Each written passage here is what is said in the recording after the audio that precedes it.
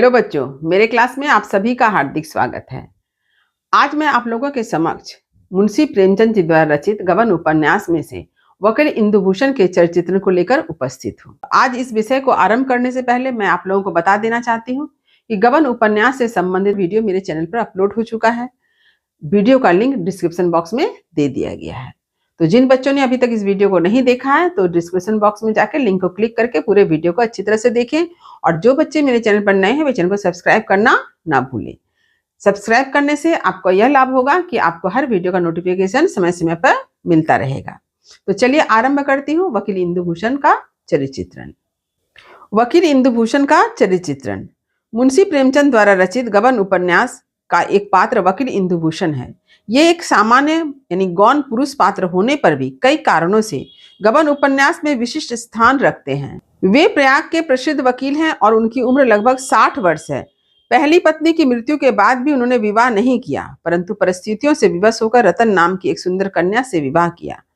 उस समय उनकी उम्र 50 वर्ष थी। वे अत्यंत सीधे साधे, सज्जन व उदार व्यक्ति थे। उनके पास अपार संपत्ति थी, साथ ही वे अत्यंत बीमार रहा करते थे। उनके चरित्र की निम्न विशेषताएं हैं। उनके चरित्र की पहली विशेषता है अधेड़ उम्र। वकील इंदुभूषण अधेड़ उम्र के थे। उपन्यास में उन्हें 60 वर्ष का दिखलाया गया है, जिनकी पहली पत्नी की मृत्यु हो चुकी है और उन्होंने 50 वर्ष की उम्र में रतन से विवाह किया। वकील साहब के चरित्र की दूसरी विशेषता है स्त्री शिक्षा और स्त्री स्वातंत्र के पक्षधर। वकील इंदुभूषण का कहना है कि जब तक स्त्री शिक्षित नहीं होगी तब तक हमारा कभी उद्धार नहीं हो सकता। इतना ही नहीं, वे शिक्षा के क्षेत्र में पाश्चात्य पद्धति व सह शिक्षा का समर्थन करते हैं। उन्होंने अपनी पत्नी को भी कभी भी बंधनों में बांध कर नहीं रखा। उनकी पत्नी रतन ने सदैव स्वच्छंद ढंग से जीवन यापन किया। उनके मन में स्त्री के प्रति सम्मान भाव था। वकील साहब के चरित्र की तीसरी विशेषता है रूढ़िवादी विचारों का विरोध। वकील इंदुभूषण समाज में व्याप्त अंधविश्वासों तथा रूढ़िवादी विचारों के विरोधी हैं। वे प्रगतिशील विचारों के समर्थक हैं। वे विधवा विवाह के समर्थक हैं। वकील इंदुभूषण के चरित्र की चौथी विशेषता है प्रेमी चित्त, यानी उनका हृदय जो है प्रेम भाव से पूर्ण है। वकील इंदुभूषण अपनी पत्नी रतन का सदैव ख्याल रखते हैं। जिस प्रकार एक पिता अपने बच्चों की हर एक इच्छा को पूरी करता है, ठीक उसी प्रकार वे भी रतन की हर इच्छा को पूरी करना चाहते हैं। वे रतन से अत्यंत प्रेम करते हैं। जिस प्रकार वे रतन के लिए चिंतित रहा करते हैं, ठीक इसी प्रकार रतन भी सदैव वकील इंदुभूषण के सेहत व इलाज के लिए चिंतित रहती है। वकील साहब के चरित्र की पांचवी विशेषता है उदार हृदय। वकील इंदुभूषण का हृदय अत्यंत उदार है। वे बीमारी की हालत में भी दूसरों की चिंता करते हैं।